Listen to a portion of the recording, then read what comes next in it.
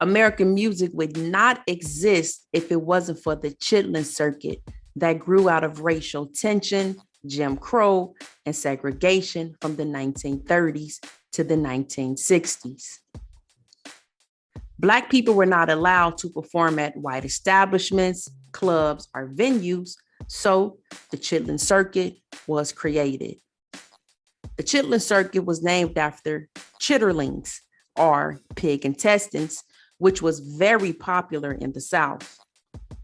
The Chitlin circuit is where legendary Black entertainers performed and got their start.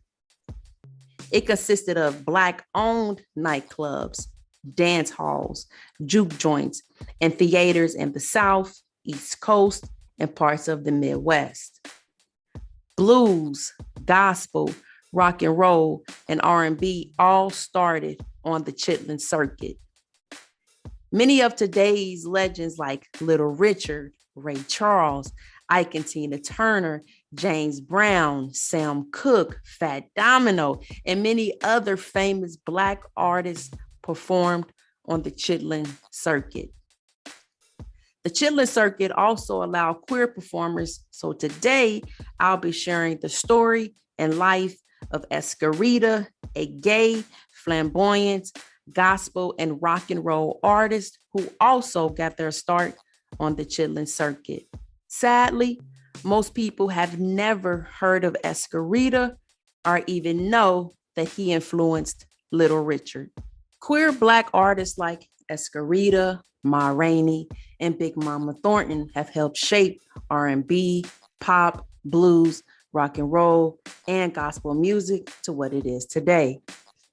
Little Richard is considered the architect or mother/father of rock and roll, but some people also believe that Escarita can also lay claim to being the mother of rock and roll too. Both Escarita and Little Richard seem to be inspired by openly gay Prince of the blues singer Billy Wright, who was also flamboyant, wore a pompadour, and was a female impersonator. Now, Escarita inspired the approach of Little Richard, although they seem to have influenced each other equally. Little Richard may have borrowed some of Escarita's flamboyant, upbeat tempo style. Little Richard started off playing the blues, but eventually started performing rock and roll with the help of other artists like Escarita. Escarita taught Little Richard his loud, wild, thundering piano style, and that would be the key element in Little Richard's development of the style that would take him to the top of the charts. Escarita was born Stephen Quincy Reeder Jr., later shortened to Escu Reeder, in Greenville, South Carolina on November 20th of 1935. Reeder was a self-taught pianist and spent his early years playing piano for his Tabernacle Baptist Church, where his mother was the choir director. He also looked up to two aspiring opera singing sisters he grew up with, Cleo and Virginia Willis, who gave him opera singing lessons as a kid. Now, in his late teens, he did drop out of high school to pursue a career as a gospel pianist. He was also playing the piano as a young teen for well-known gospel artists like Clara Ward. Now, every time Clara Ward would come to Greenville, South Carolina to perform, she would have Reeder as a guest on her show. Reeder performed all throughout the South in the early 50s at clubs in Atlanta, Greenville, South Carolina, Dallas, and New Orleans with a preacher named Sister Rosa, who was a faith healer that sold blessed bread. He began playing his own style of music using his powerful vocal abilities, energeticness, and disposition. He played on every stage he could perform on, going by the name of Professor Reeder. One night around 1953, the exact date is unknown, but while traveling to Macon, Georgia, Reeder encountered Little Richard, or Richard Penniman at the time, who was at the bus station looking to catch something, and he ended up catching Escu Reeder.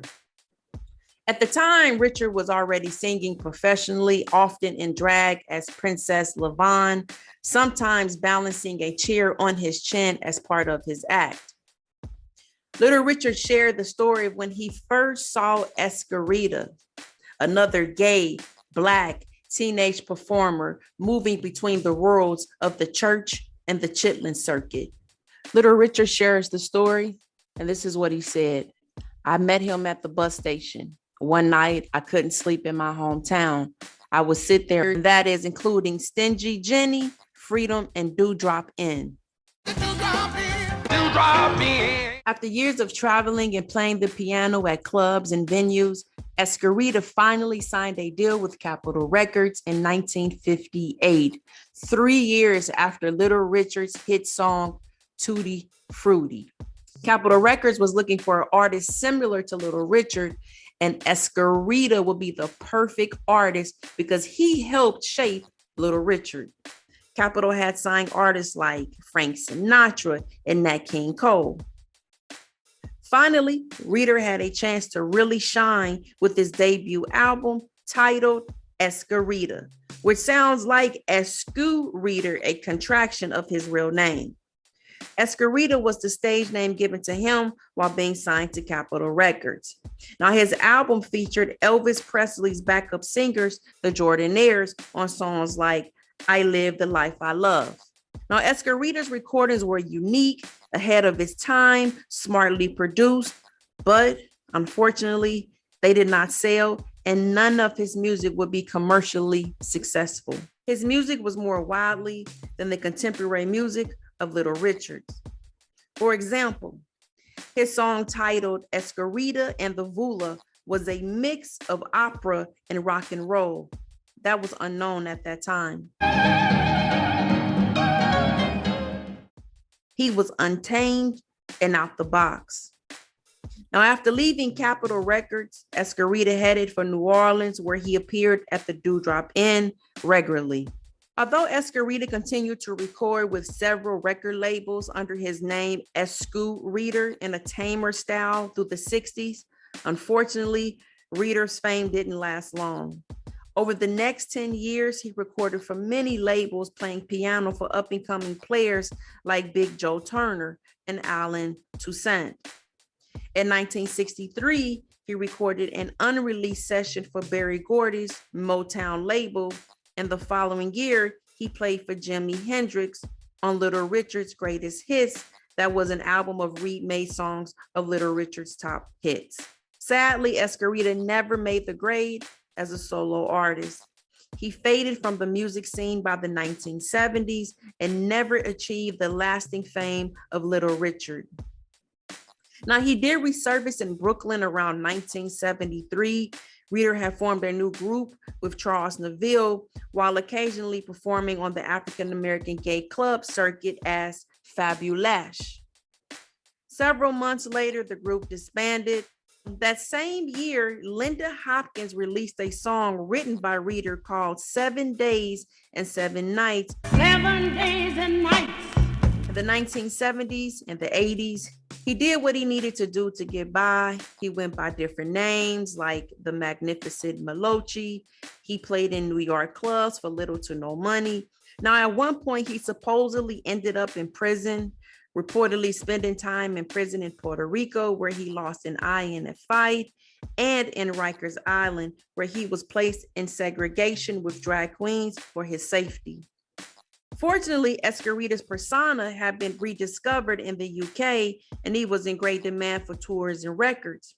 Now, he was scheduled to appear at the Castor Rock and Roll Weekender during 1980 and March of 1981, but he refused to travel, possibly due to visa complications and his police records in the USA.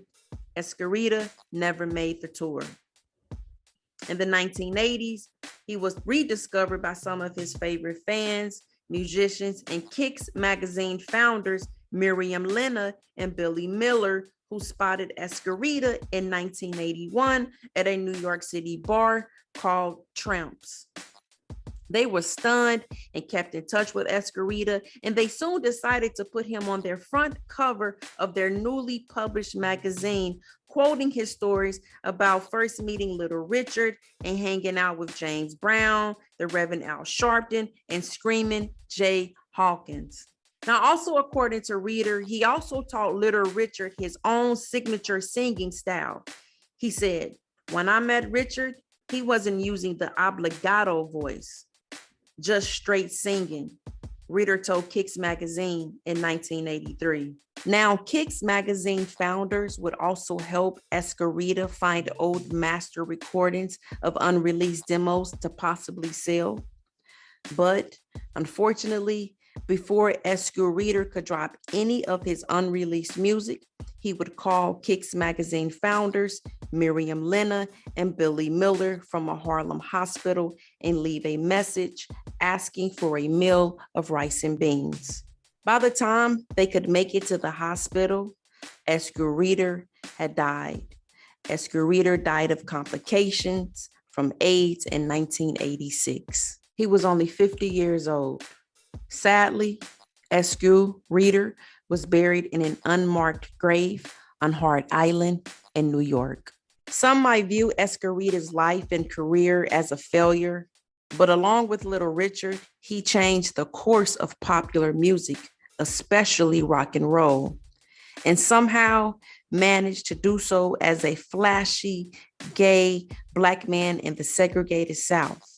No matter what, Esquerita had an extraordinary achievement.